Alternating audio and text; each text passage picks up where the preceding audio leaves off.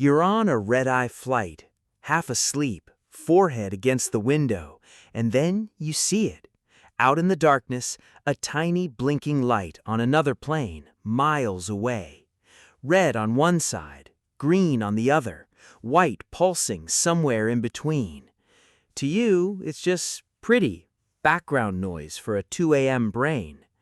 To the pilot flying that plane, it's a full sentence, a direction, a warning, a whole conversation happening in color at 35,000 feet without a single word being said.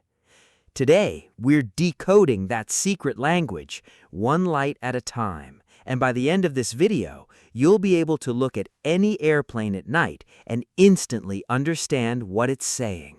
Let's start with the one everyone's noticed at some point, the wingtip lights. Left wing, always red, right wing, always green, and right at the tail, a steady white light. This isn't a style choice, it's not random. This exact color system has been borrowed from ships, which have used red and green position lights at sea for over a century. Sailors even have names for it. Left side is port, and it's red. Right side is starboard, and it's green. Aviation adopted the same system because it worked, and in a sky with no roads, no signs, and often nothing but darkness, those colors can instantly tell another pilot which way an aircraft is facing. Even more incredible, every commercial airplane in the world follows these exact same color rules. Here's how it actually works.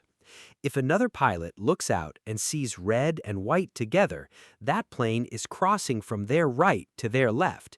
Green and white, opposite direction, left to right.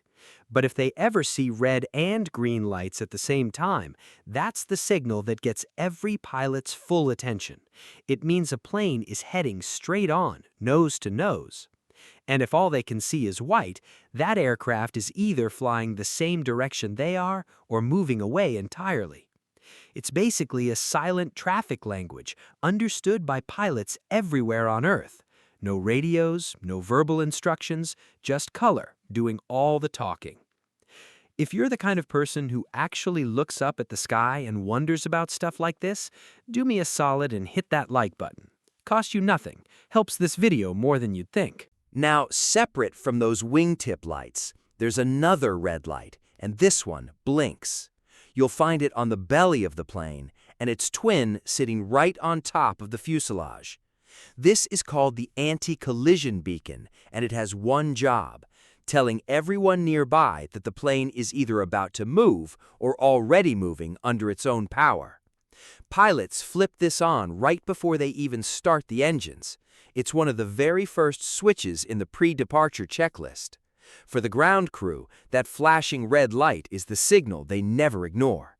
Airports are noisy places, and workers often wear hearing protection, so they can't always rely on sound alone. That beacon is often the very first warning that the engines could start at any moment, and everyone nearby knows it's time to stay well clear. Depending on the aircraft, you'll hear it called a rotating beacon on older planes or a flash beacon on newer ones with LEDs. Different names, same job. It stays on through the entire flight, takeoff, cruise, landing, taxiing back to the gate, and only gets switched off once it's genuinely safe for someone to walk up to the plane again. So next time you're staring out the window before takeoff and you catch that light thumping away like a heartbeat, that's the plane telling everyone around it, I'm alive now, don't get close. It turns out airplanes don't have one set of headlights, they have several, and each one solves a completely different problem. As soon as the aircraft is cleared to taxi, a light mounted near the nose gear illuminates the path straight ahead, helping the pilots navigate the taxiways. But once they're cleared for takeoff, a separate, much brighter takeoff light comes on, throwing a wider beam down the runway as the aircraft accelerates toward the sky. After liftoff, it's usually switched off once the landing gear has been retracted. And here's a detail most passengers never clock. There are dedicated turn-off lights too, angled outwards specifically when the plane needs to peel off the runway onto a taxiway. Makes sense, right? A light pointed dead ahead is useless if you're trying to see a turn. Then you've got the landing lights themselves, tucked under the wings, close to the fuselage. Many airlines follow a policy of switching these off around 10,000 feet after takeoff, partly to save a bit of power and reduce drag, though some airlines actually leave them on the whole climb for extra visibility to other traffic. Either way, most switch them back on around that same 10,000-foot mark on the way down, right until the plane's clear of the runway. It might seem like overkill, but every stage of a flight, from taxiing to takeoff to landing, uses a different combination of lights. They're not just helping pilots see, they're helping everyone else see the airplane too.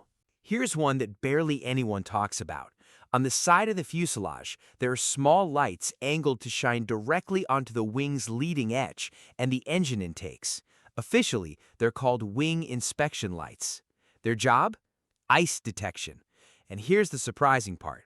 Flying through cold, moisture-heavy clouds, pilots can flick these on and visually check the wings for ice buildup. Because ice on a wing isn't just cosmetic, it can seriously mess with how air flows over it. And this is a genuinely manual check, done the old-fashioned way, by eye. Even with sophisticated sensors on board, pilots still perform a visual check whenever conditions require it. On some smaller aircraft, pilots can see part of the wing themselves from the cockpit window.